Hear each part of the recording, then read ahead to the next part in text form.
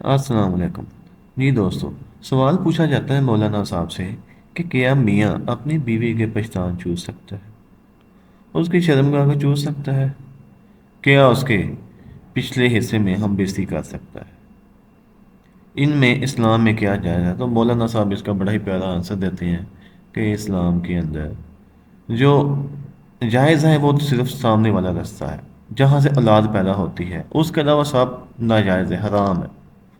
کوئی لفظ یہ جو فلمیں دیکھی جاتی ہیں، فلمیں دیکھنے سے بندے کے اندر ایسی ایسی چیزیں آ جاتی ہیں کہ بندہ کہتا ہے یہ بھی طریقہ آزما لیں، وہ بھی آزما لیں، شاید یہ خود لذتی اس سے بڑھ جائے گی، زیادہ مزہ آئے گا، لیکن نہیں کہتے پشتان چوسنے سے اب دودھ بھی چوس لیں، دودھ پی لیں بیوی کا، کیا گناہ ہی کبیرہ ہے، گناہ ہی ہونا ہے، اس کے علاوہ کیا ہونا ہے؟ جب آپ کے حلق میں دودھ چلا جائے گا تو آئیں جو مولانا صاحب کی زبانی اس کا آنسر سنتے ہیں، اور اس کے بعد ہم آپ کو مزید اس کا بتاتے ہیں۔ اپنی بیوی کے پستان چوس سکتا ہے، کیوں نہ چوسے جی؟ اس کی بیوی ہے، مدد کرو، فائدہ اٹھاؤ، کہیں اور سے دودھ نہ ملے، بیوی سے تو مل جائے گا نا۔ انا للہ و انا الیہ راجعون۔ یہ بیچارے کیا کریں، فلمیں دیکھتے ہیں، وہ سیکھ رہے ہیں اب آج سیکس جو ہے کس انداز سے کیا جاتا ہے۔ لا حول ولا قوت الا باللہ العلی۔ اصل وجہ پتہ ہے کہ حیا نہیں رہا، بس۔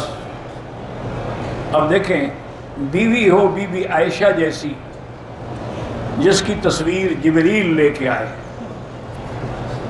جس کا انتخاب اللہ نے کیا ہو، اس سے خوبصورت، اس سے اچھی بیوی ہو سکتی ہے کوئی؟ اور عین جوانی میں 18 سال کی عمر میں حضور وفات ہو گئی، کتنی محبت ہوگی؟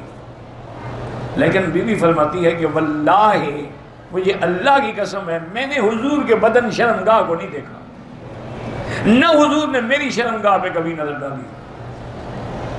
ایک اللہ کا حکم ہے، میاں بیوی ملتے ہیں، توالد ہے، تناسل ہے، محبت ہے، آگے نسل بڑھنی ہے، یہ کوئی ایسی چیز تو نہیں ہے کہ بندہ دیکھتا رہے اور چوستا رہے اور پتہ نہیں کیا کیا مکالہ کرتا رہے۔